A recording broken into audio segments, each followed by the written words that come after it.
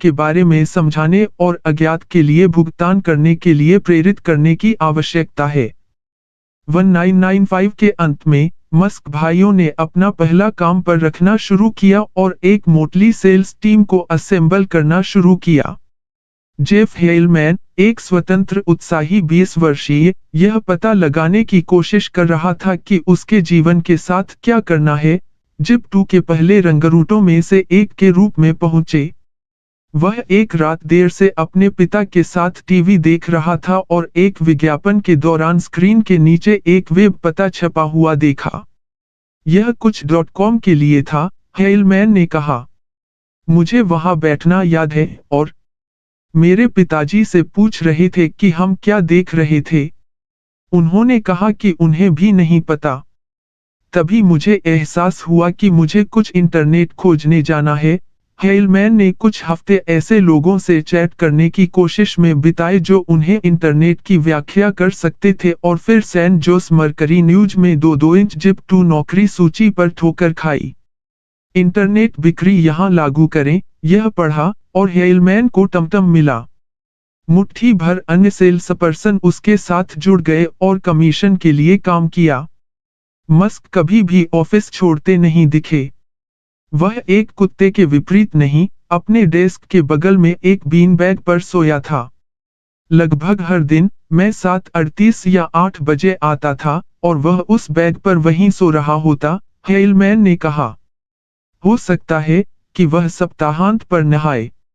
मुझे नहीं पता, मस्क ने जिप के उन पहले कर्मचारियों से कहा कि जब वे आए तो उन्हें लात मार दें और वह जाग जाएगा और काम पर वापस आ जाएगा। जबकि मस्क ने अपना कोडर काम किया, किम्बल राह बिक्री नेता बन गया। किम्बल शाश्वत आशावादी थे और वह बहुत उत्थानशील थे, हेलमैन ने कहा।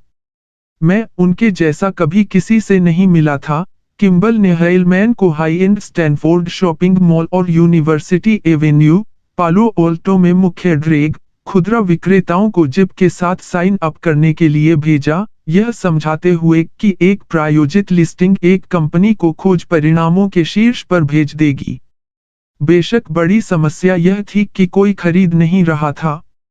सप्ताह दर सप्ताह, हेलमैन ने दरवाजे पर दस्तक दी और कार्यालय में लौट आए और अच्छी खबर के रूप में रिपोर्ट करने के लिए बहुत कम थे।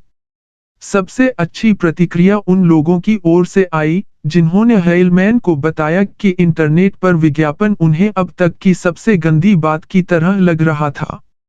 सबसे अधिक बार, दुकान के मालिकों ने हेलमैन को सिर्फ छोड़ने और उन्हें परेशान करना बंद करने के लिए कहा।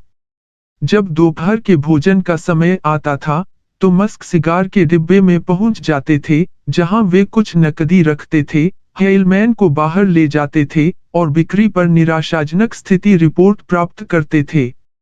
एक अन्य प्रारंभिक कर्मचारी क्रेग मोहर ने ZIP2 की सेवा को होल्ड करने के लिए अचल संपत्ति बेचने की अपनी नौकरी छोड़ दी। उन्होंने ऑटो डीलरशिप को कोर्ट करने का फैसला किया क्योंकि वे आमतौर पर विज्ञापन पर बहुत पैसा खर्च करते थे। उसने उन्हें ZIP2 की मुख्य वेबसाइट TOTLINFO.com के बारे में बताया और उन्हें समझाने की कोशिश की कि www.TOTLINFO.com/TOYOTOFSALICONVLLY जैसी लिस्टिंग की मांग बहुत अधिक है। सेवा हमेशा काम नहीं करती थी जब मोहर ने इसका प्रदर्शन किया था या यह बहुत धीरे धीरे लोड होगा, जैसा कि उस समय आम था। इसने उन्हें ZIP2 की क्षमता की कल्पना करने के लिए ग्राहकों से बात करने के लिए मजबूर किया। एक दिन मैं लगभग $900 के चेक के साथ वापस आया, मोहर ने कहा।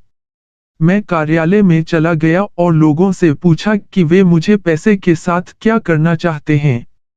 एलोन ने अपने कीबोर्ड को तेज करना बंद कर दिया, अपने मॉनिटर के पीछे से झुक गया और कहा, बिल्कुल नहीं, तुम्हारे पास पैसे हैं।